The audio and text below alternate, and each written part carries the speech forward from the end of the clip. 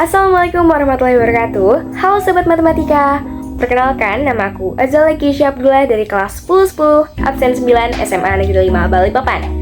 Dan pada kesempatan berharga ini, saya akan mempresentasikan materi matematika yang berjudul trigonometri. Teman-teman, apakah ada yang sudah tahu apa itu trigonometri? Dan apa sih fungsi trigonometri dalam kehidupan sehari-hari? Kalau misalnya kalian penasaran, yuk simak video ini sampai akhir. Jadi teman-teman, yang pertama saya akan membuat pengenalan mengenai segitiga trigonometri.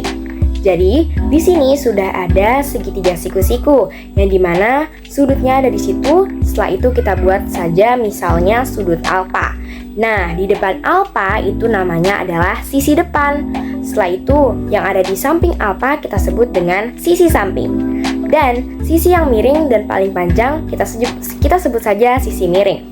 Maka dari itu dapat kita tentukan bahwa perbandingannya adalah yang pertama sin alfa, yaitu depan per samping. Yang kedua cos alfa, yaitu samping dan miring. Setelah itu tan alfa yang merupakan depan dan samping. Itu adalah salah satu yang sangat penting dan cukup penting yang biasanya muncul di soal-soal matematika, khususnya pada sin dan cos. Apabila teman-teman susah dalam menghafalnya, kita bisa saja menyebutnya seperti ini: sin desa, kosami, dan tan desa.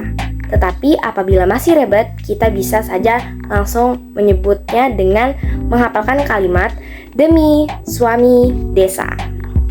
Setelah itu ada yang lain juga seperti kosekan alfa, sekan alfa, dan juga kotan alfa, yang dimana perbandingannya sama tetapi dibalik. Jadi seperti misalnya kosekan alfa menjadi 1 per sin alfa, yang dimana merupakan depan per miring. Seperti itu juga selanjutnya untuk sekan dan juga kotan, teman-teman. Aturan sinus.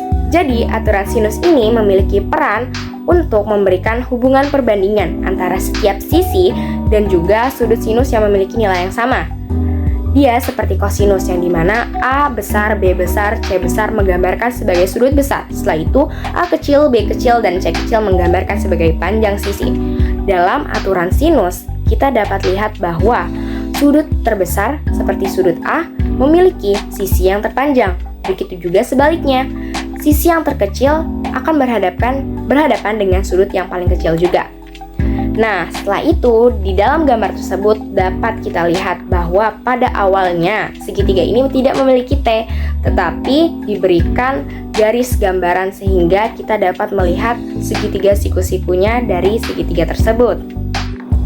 Oke, jadi dapat kita lihat bahwa rumus dari aturan sinus adalah A per sin A sama dengan B per sin B sama dengan C per sin C.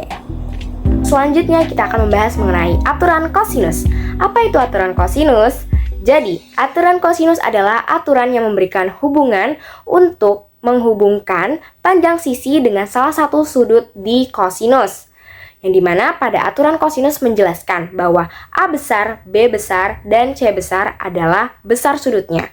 Sedangkan A kecil, B kecil, dan C kecil menggambarkan sebagai panjang sisinya.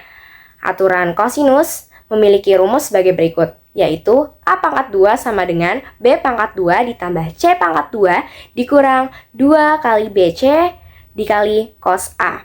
Setelah itu untuk menghitung sudut besar dari aturan kosinus adalah cos A sama dengan B pangkat 2 ditambah C pangkat 2 dikurang A pangkat 2 per 2 kali B kali C.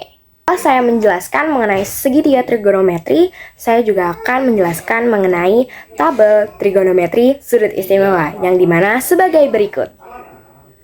Sudut istimewa adalah sudut tertentu yang nilai perbandingan trigonometrinya dapat dicari tanpa memakai perhitungan atau kalkulator. Dengan kata lain, sudut istimewa trigonometri secara langsung mengungkap rasio panjang sisi pada sudut tertentu. Adapun sudut istimewa diantaranya yaitu sudut 0 derajat, 30 derajat, 45 derajat, 60 derajat, dan 90 derajat. Trigonometri dalam ilmu matematika mempelajari sudut, sisi, hingga perbandingan antara sudut dan sisi khususnya pada segitiga siku-siku dengan menggunakan sin, cos, tan, dan lain-lainnya. Dari tabel perbandingan trigonometri, sudut istimewa di atas dapat kita ketahui bahwa tan alfa sama dengan sin alfa per cos alfa. Setelah itu, sek alfa sama dengan 1 per cos alfa. Kosek alfa sama dengan 1 per sin alfa. Dan kotan alfa sama dengan 1 per tan alfa. Setelah itu kita akan membahas mengenai persamaan trigonometri. Persamaan trigonometri memiliki prinsip yang sama seperti persamaan linear dan juga kuadrat. Kenapa? Bedanya adalah bahwa persamaan trigonometri ini menghasilkan besar sudut. Setelah itu juga persamaan trigonometri diisi oleh fungsi trigonometri yang masih belum diketahui sudutnya. Kita bisa saja menemukan nilai besar sudut persamaan trigonometri lebih dari 1. Itu dikarenakan oleh grafik fungsi yang bisa saja mendapatkan nilai yang sama tetapi di sudut yang berbeda. Sudut berelasi kuadran. Jadi sebelumnya kita harus memahami terlebih dahulu apa itu kuadran. Jadi kuadran itu adalah 4 bagian yang ada di bidang datar yang dimana dibatasi oleh sumbu silang yang merupakan X dan Y. Di mana sin akan positif apabila Y positif, cos akan positif apabila X positif, tan akan positif jika keduanya positif ataupun keduanya negatif, dan pada kuadran 1 semuanya akan positif. Maka dari itu dapat kita simpulkan bahwa kuadran 1 yaitu 0 derajat sampai dengan 90 derajat akan menghasilkan sin positif. Kuadran 2 yaitu 90 derajat sampai 180 derajat yang dimana tan akan positif. Setelah itu, maka dari itu dapat kita simpulkan bahwa pada kuadran 1, 0 derajat sampai 90 derajat, semuanya positif. Kuadran 2, yaitu 90 derajat sampai 180 derajat, sin akan positif. Kuadran ketiga, 180 derajat sampai dengan 270 derajat, tan akan positif. Dan yang keempat, pada 270 derajat sampai dengan 360 derajat, cos akan positif. Kita tidak perlu kok untuk menghafal rumusnya satu persatu, karena dengan cara kita melihat saja kita langsung dapat bisa menentukan bahwa pola-polanya sama.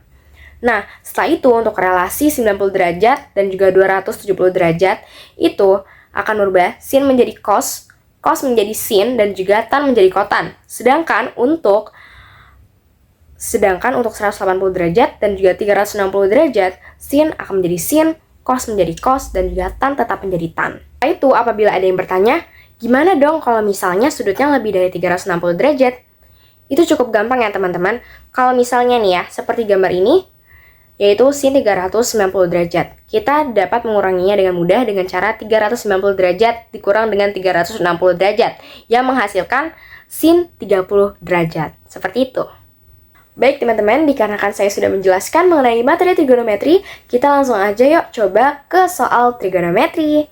Ting!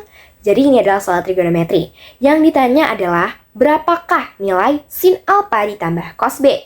Jadi teman-teman, pada segitiga ini terdapat sudut alfa dan juga sudut B dengan panjang sisi 8, 10, dan 6. Nah, pertama kita harus ingat dulu rumus-rumusnya yang sudah saya sebutkan sebelumnya, yaitu sin desa, kosani, dan juga tan desa. Nah, ini yang dicari adalah sin. Sin adalah depan samping. Kita bisa lihat di depan alfa ada 8 cm dengan samping 10 cm. Jadi langsung saja kita tulis 8/10. Setelah itu kita akan mencari cos B. Ingat ya teman-teman, apabila sudutnya berubah, maka depan sampingnya juga berubah. Nah, dapat kita lihat, depannya adalah 8, dan juga sampingnya adalah 10. Nah, apabila kita sudah menemukan keduanya, langsung saja yuk kita tambahkan, yaitu 8/10 ditambah 8/10, yaitu jawabannya adalah 16/10. Jadi kita ke soal kedua. Jadi ditanyakan bahwa cos alfa adalah 12/3 dengan sudut alfa lancip, maka sin alfa berapa? Oke, jadi cos alfa sama dengan 12/13. Nah, kita sudah tahu bahwa cos adalah perbandingan dari samping miring. Maka dari itu secara otomatis sampingnya menjadi 12 dan miringnya menjadi 13. Nah, di sini ada sisi yang belum kita ketahui, yaitu sisi depan atau yang paling kecil. Maka kita cari dulu mengenai dengan cara rumus Pythagoras, yaitu 13 akar 2 dikurang 12 akar 2, yaitu 169 dikurang 144, jadinya 25. Nah, akar dari 25 adalah 5, maka dari itu depannya menjadi 5. Langsung saja kita cari sin alpanya. Jadi, kita tahu bahwa rumusnya adalah depan dan samping. Depan kita sudah temukan 5, dan juga sampingnya adalah 12. Maka dari itu jawabannya adalah 5/13. Baik, mungkin sekian penjelasan materi trigonometri dan juga pembahasan soal trigonometri dari saya. Sekian, terima kasih. Wassalamualaikum warahmatullahi wabarakatuh.